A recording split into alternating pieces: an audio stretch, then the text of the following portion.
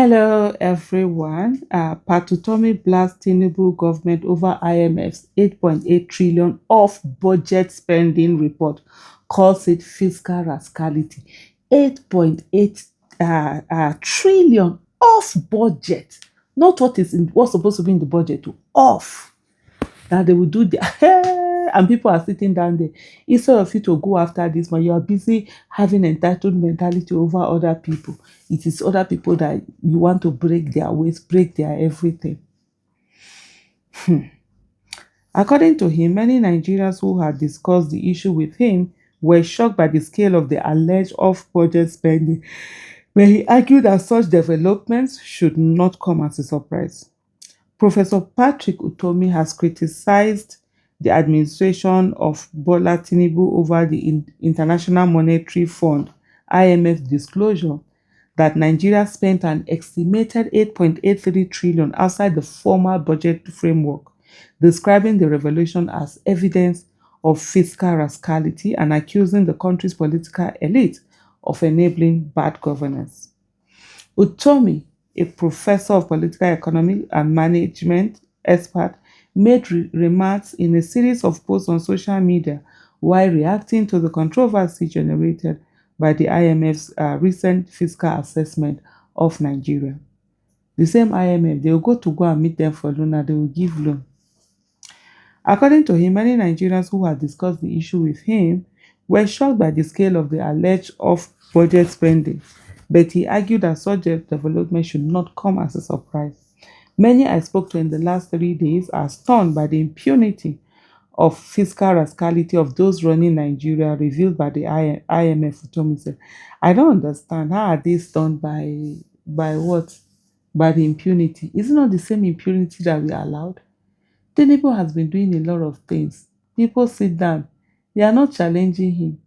Even the ones that are challenging him, other people will be fighting them. Why are you talking this way to government?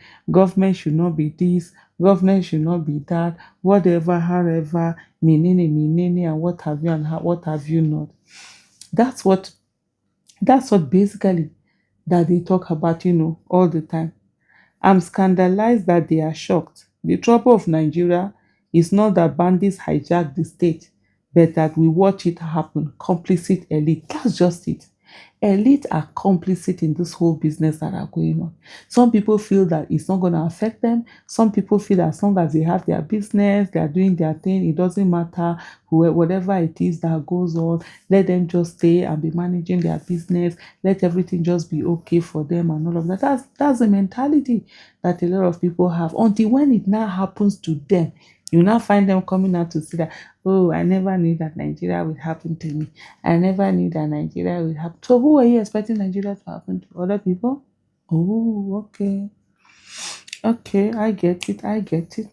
The former presidential candidate argued that Nigeria's current challenges were the result of a long-standing disregard for integrity and accountability in public office.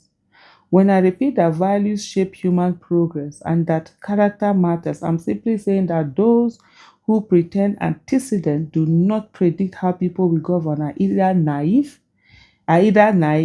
or hypocritical, which is true. Because a lot of people want to say, that everybody this, you don't know this. But there's something called antecedent. What has the person done before? What has the person said? For me, I'm very mindful of people who have something to lose.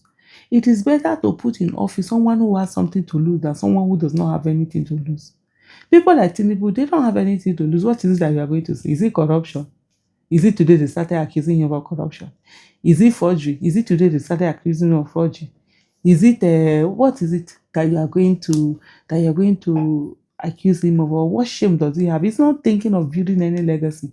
Because if Tinubu was thinking of building legacy, he was the person in the most perfect situation to have built legacy. After rigging election, people didn't believe in him in the first place. People didn't expect him to do good. He could have done good. There's a thing where people have a lot of expectation on you, right? They just feel that, oh, there's going to be a lot of you. How do I put it now? There's a lot of expectation on you to do the right. Even when you do something, we expected more. But when they don't expect anything from you, small thing that you do like this, they'll be like, even though Nigeria should have been in a place where they are saying, even though he rigged the election, but at least, even though he rigged the election, but at least, this one, it became worse than everybody ever expected. Unbelievable. Unbelievable. Yeah.